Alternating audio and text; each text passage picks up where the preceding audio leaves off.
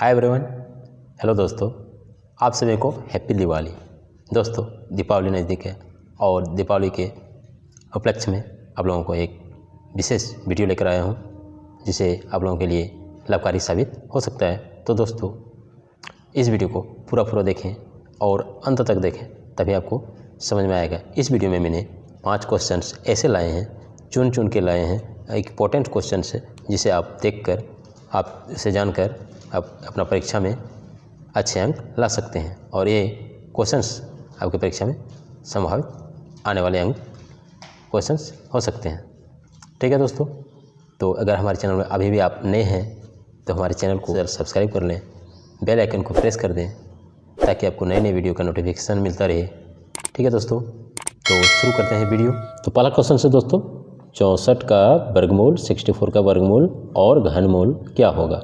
यहाँ पर 64 का वर्गमूल भी निकाला गया है और घनमूल भी, यानी दोनों का क्वेश्चंस का मांग किया गया है कि दोनों में कौन कौन कितना है। 64 का वर्गमूल कितना है और घनमूल कितना है। तो 64 एक ऐसी संख्या है जिसका वर्गमूल भी निकाला जा सकता है और घनमूल भी। ठीक है, आपने बहुत सारी संख्याओं का घनमूल और वर्गमूल निकाले होंगे, लेकिन कुछ ऐसी संख्या होती है जिसका वर्गमूल भी बनता है और घनमूल भी बनता है। लेकिन कुछ ऐसी संख्या होती है जिसका सिर्फ वर्गमूल होता है और किसी ऐसी संख्या का सिर्फ घनमूल होता है। लेकिन यहाँ पर 64 एक ऐसी संख्या है जिसका वर्गमूल भी होता है और घनमूल भी होता है। तो चलिए देखते हैं। पहले हम निकालते हैं वर्गमूल। क्या निकालेंगे? वर्गमूल, राइट। ठीक है, तो 64 का वर्गमूल निकालते हैं। तो पहले वर्गमूल निकालने से पहले हम सबसे पहले अभाज्य गुणनखंड ज्ञात करते हैं, जो भाग विधि द्वारा हम यहाँ करेंगे। ठीक है, तो 2 से भाग देते हैं, यानी सम संख्या है, तो 2 तिया 6 और 2 दूनी 4। ठीक है, फिर 2 से भाग करेंगे, 2 एक 2, 2 छक्का 12। ठीक है, फिर 2 से भाग करेंगे, 2 अठी 16, फिर 2 से भाग करेंगे, 2 चक्का 8, फिर 2 से भाग करेंगे, 2 दूनी 4, राइट। और एक बार अगर करेंगे तो 1 जाता है। ठीक है, 2 एक 2, तो यहाँ आ गया 2 गुना 2 गुना 2 गुना 2 गुना 2 गुना 2, जो यहाँ लिखते हैं ठीक सामने। 2 गुना 2, 2 गुना 2, 2 गुना 2।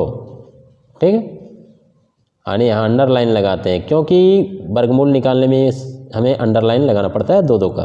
अगर 2 का अंडरलाइन लगाएंगे तभी मेरा वर्गमूल सही आएगा। ठीक है, तो 2 का वर्गमूल लगाते हैं अंडरलाइन, यानी 2 गुना 2 है जो सही है, तो इसे अंडरलाइन लगाते हैं। फिर यहाँ 2 गुना 2, अगर किसी अदर संख्या रहे तो वो जोड़ा अगर लग जाता है तो उस पर फिर अंडरलाइन लगाया जा सकता है। अब किसी दूसरे का संख्या का मान लीजिए 64 का नहीं निकालना है, अब 64 के जगह पर आप 125 का निकाल रहे हैं, या 125 के जगह पर आप 625 का निकाल रहे हैं, या 81 का निकाल रहे हैं, तो वहाँ जिस तरह का संख्या आएगा उस पर अंडरलाइन लगेगा, दोनों सेम संख्या पर अंडरलाइन लगेगा। ठीक है, तो ये ध्यान देने की जो बात है। तो यहाँ जब अंडरलाइन, तो जितना अंडरलाइन लगेगा उससे 1 ले लिया जाता है। तो यहाँ 2 गुना 2 का अंडरलाइन लगा तो यहाँ 2 ले लिए, फिर यहाँ लगा तो यहाँ भी 2 ले लिए, और यहाँ भी लगा तो 2 ले लिए, यानी तीनों को हम गुना कर देंगे।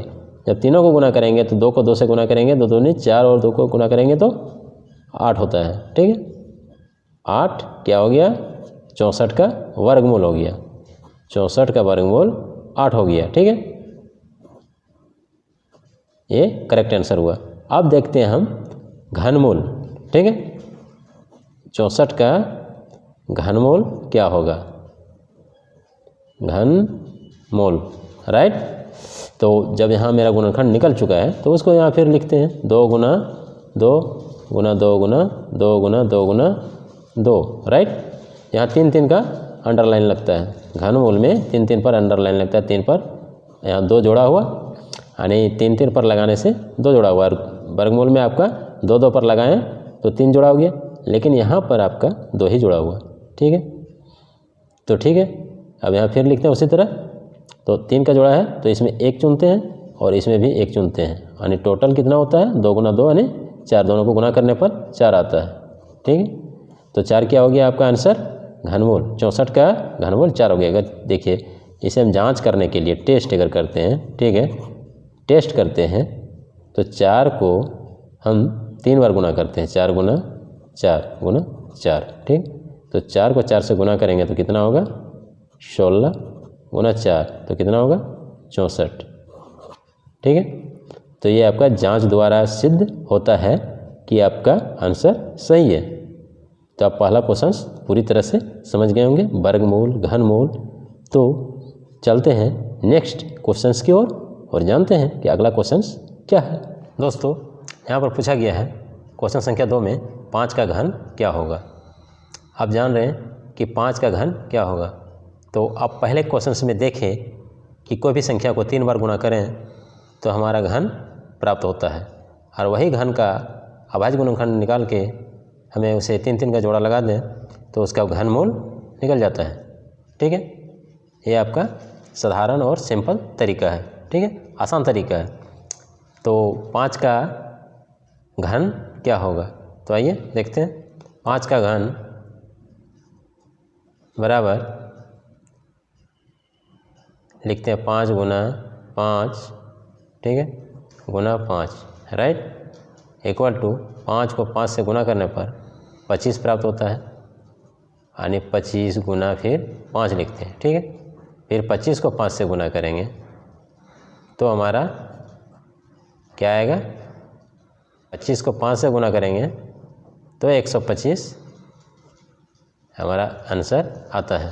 ठीक है, तो 5 का घन 125 होता है, यानी 5 को हम 3 बार गुना करें, 5 का 5 से गुना करें 25, और 25 को 5 से गुना करें तो 125, यानी 5 का घन 125 आंसर। ठीक है दोस्तों, तीसरा क्वेश्चन है क्वेश्चन नंबर 3। क्वेश्चन नंबर 3 ध्यान से देखिएगा। क्वेश्चन नंबर 3, 441 का वर्गमूल क्या होगा। 441 का वर्गमूल क्या होगा, रूट 441 का वर्गमूल क्या होगा। ठीक है, तो 441 का अभाज्य गुणनखंड निकाल के, अगर 441 का अभाज्य गुणनखंड निकालते हैं तो इसे छोटे से छोटे अभाज्य संख्या से भाग देते हैं।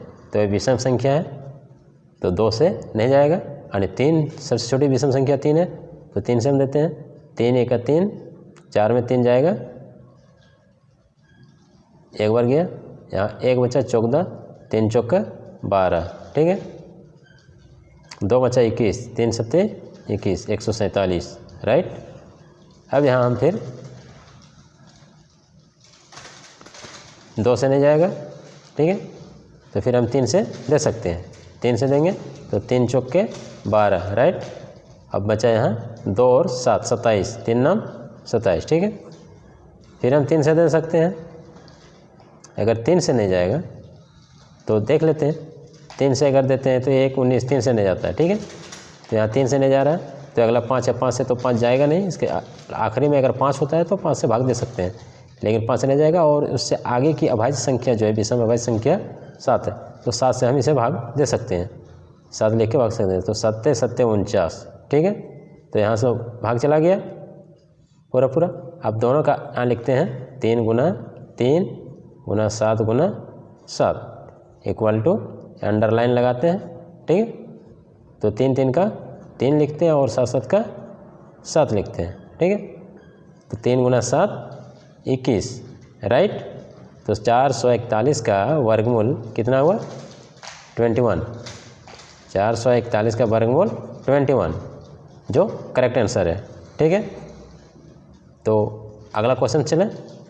एक क्वेश्चन का आंसर तो आपको मिल गया है, तो अगले क्वेश्चन की ओर चलते हैं कि क्वेश्चन नंबर 4 में क्वेश्चन है 27 का घनमूल क्या होगा।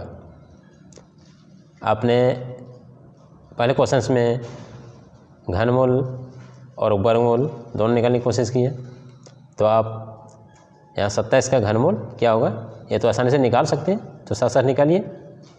पहले लिखते हैं 27 रूट घनमूल क्या होगा। तो 27 का हम क्या करें, अभाज्य गुणनखंड संख्या निकालते हैं, ठीक है। तो इसे हम 2 से तो भाग नहीं दे सकते, तो 3 से देते हैं। 3 नाम 27, ठीक है। फिर 3 से देते हैं, 3 नाम 3 तिया 9, सॉरी दोस्तों, 3 से 9 को भाग देने पर 3 तिया 9 आता है। 3 और 3 को भाग देते हैं तो 3 से तो 1 आता है, ठीक है। तो यहाँ 3 बार गया, 3 गुना 3 गुना 3, तो यहाँ 27 के सामने लिखते हैं 3 गुना 3 गुना 3, राइट, इक्वल टू अंडरलाइन लगा देते हैं 3 का, यानी घनमूल है, घनमूल में 3 पर अंडरलाइन लगता है, ठीक है, और वर्गमूल में 2 पर अंडरलाइन लगता है, ठीक है दोस्तों। ये तो ध्यान रहे कि घनमूल में 3 पर अंडरलाइन लगता है और वर्गमूल में 2 पर अंडरलाइन लगता है, ठीक है। तो आपका यहाँ 3 पर अंडरलाइन लगा, यानी 3, आपका जो आंसर हुआ ये 27 का घनमूल हुआ, ठीक है, 27 का घनमूल 3। तो ये भी क्वेश्चन आपका, क्वेश्चन का आंसर, करेक्ट आंसर आ गया और आप समझ गए होंगे, तो आप आसानी से बना भी सकते हैं। तो चलते हैं नेक्स्ट क्वेश्चन की ओर और आखिरी क्वेश्चन की ओर। आखिरी क्वेश्चन में क्या है ये पता करते हैं कि कौन सा क्वेश्चन है आखिरी क्वेश्चन है, और बहुत ही इंपॉर्टेंट क्वेश्चन है जो आप एक बार। तो दोस्तों नेक्स्ट और आखिरी क्वेश्चन है क्वेश्चन नंबर 5। यहाँ पर आपको थोड़ा सा अटपटा सा लगेगा, क्वेश्चन में थोड़ा सा बदलाव किया गया है, ठीक है दोस्तों, लेकिन डरिएगा नहीं, आसानी से हल हो जाएगा और इसमें थोड़ा सा समझने की बात है। तो आइए समझते हैं और जानते हैं। तो पहले क्वेश्चन को देखते हैं। एक ऐसी अभाज्य संख्या ज्ञात करें जिसका घन 343 होगा। एक ऐसी अभाज्य संख्या ज्ञात करें जिसका घन 343 होगा, यानी 343 होगा। तो आप यहाँ एक ऐसी अभाज्य संख्या का मतलब है कि आप यहाँ पर जब घन बना रहे हैं तो जब घन दिया हो तो उसका घनमूल निकालें, और अगर घनमूल दिया हो तो घन निकालें। यही इसमें एक ट्रिक है, ठीक है। तो ये समझने वाली बात है। आप अगर एक बार समझ जाते हैं क्वेश्चंस को तो आपका क्वेश्चंस बनाना आसान हो जाता है। मेन चीज़ है मैथ का जो क्वेश्चंस होता है उसे पहले समझा जाता है। अगर आप आसानी से समझ जाते हैं तो बनाने में कोई दिक्कत नहीं आएगी, कोई कठिनाई नहीं होगी। तो आप ये जान लें कि आप क्वेश्चन जैसे इसमें अभाज्य एक निकालने के लिए कहा गया है कि एक ऐसी अभाज्य संख्या ज्ञात करें। आप देख रहे हैं यहाँ कि कहा गया है कि एक ऐसी अभाज्य संख्या ज्ञात करें जिसका घन 343 होगा, ठीक। तो वह कौन सी अभाज्य संख्या है जिसका घन 343 होगा। तो यहाँ हम वही नियम का प्रयोग करेंगे भाग विधि द्वारा। तो हम 343 का भाग विधि द्वारा गुणनखंड निकालते हैं। इसका अभाज्य गुणनखंड जो है भाग विधि द्वारा निकालते हैं। तो यहाँ विषम संख्या है तो 2 से भाग नहीं जाएगा, ये जान लीजिए। अगर हम 3 से भाग देते हैं, 2 से बड़ा 3 होता है जो विषम अभाज्य संख्या है, और 3 से देखते हैं कि 3 से 3 भाग चला जाता है लेकिन 4 नहीं जाता है।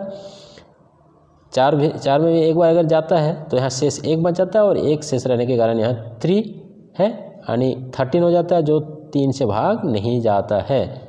4 तो अभाज्य संख्या तो है नहीं, 5 है, तो 5 से तो आप लास्ट में अगर 5 रहे या 0 रहे तभी 5 से भाग जाएगा, नहीं तो नहीं जाएगा। तो आगे देखते हैं हम 7, ठीक है। 7 से देखते हैं कि 7 से क्या जाता है क्या।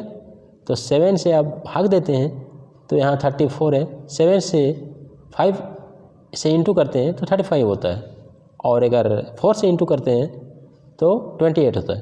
तो ये 28 जा सकता है। तो अगर 28 जा सकता है तो इसमें शेष कितना बचता है, 6 बचता है, यानी उस पर 3 है तो 6 3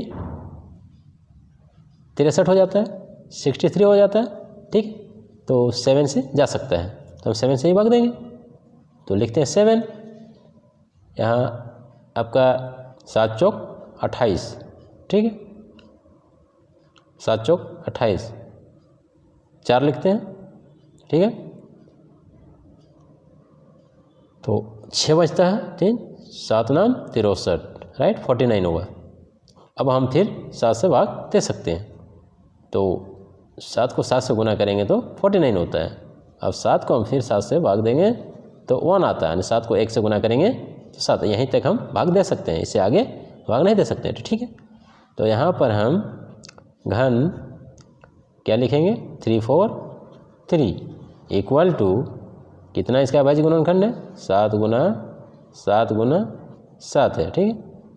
जब 3 है तो अंडरलाइन लग जाएगा, क्या, घनमूल निकालने के लिए जब 3 अभाज्य गुणनखंड रहे रेगुलर तो उस पर अंडरलाइन लग जाएगा। जब अंडरलाइन लग जाता है तो इसमें बचता है 1, तीनों को मिला के 1 लिखा जाता है। अंडरलाइन लगने के बाद दोनों एक, मतलब 3 का 1 जोड़ा हो गया, ठीक है।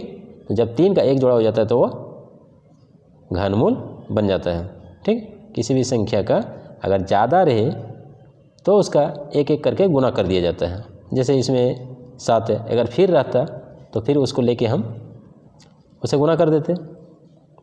तो यहाँ पर हम देखते हैं कि 343 का घनमूल कितना आया, 7 आया, जो करेक्ट आंसर है, ठीक है।